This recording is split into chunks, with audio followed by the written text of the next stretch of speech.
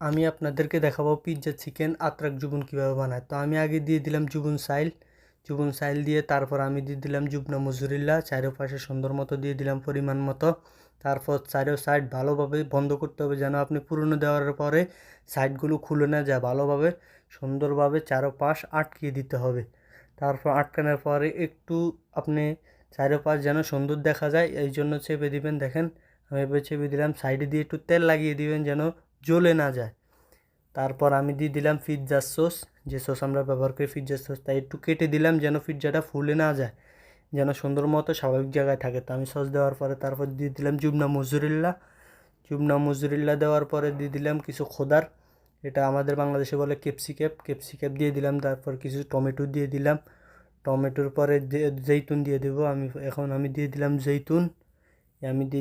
জৈতুন।